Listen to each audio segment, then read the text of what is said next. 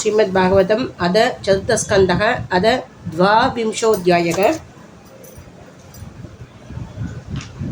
44வது श्लोकम् प्राणाधारा सुधा ब्रह्मण् कृका च सबरिच्छताका राज्यं फलं महीकोश इति सर्वं निवेदितं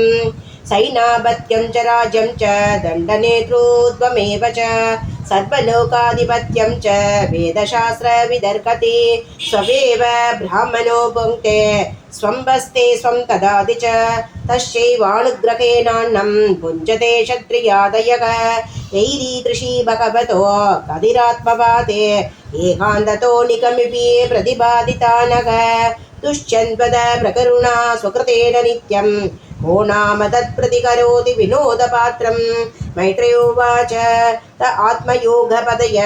आदिराजेन भूजिताः शीलं ततीयं शंसन्द के भुवन् विशदान्ध्रणाम् वैन्यस्तु दुर्योमकतां संसिद्ध्यात्मशिक्षया आब्धकाममिवात्मानं नेन आत्मन्यवस्थितः कर्माणि च यदा कालं यदा देशं यदा बलं यदोचितं यदा विद्धम् अकौरद्ब्रह्मशात्कृतं बलं ब्रह्मणि विन्यस्य निर्विशङ्कसमाहितः कर्माध्यक्षं च मन्वान आत्मानं प्रकृते परं कृकेषु वर्धमानोऽपि स साम्राज्यश्रियान्वितः नाशञ्चदेन्द्रियादेशो निरहं मदिरर्कवत् एवमध्यात्मयोगेन कर्माननुशमाचरन् पुत्रानुत्पादयामास पञ्चाशिष्यात्मसम्मतान् विजिताश्वं धूम्रकेशं हर्यक्षं द्रविणं मृकं सर्वेषां लोकबालानां ततारैकभृदुर्गुणान् कोविदाय जगत्सृष्टे काले स्वे स्वयेच्युतात्मकः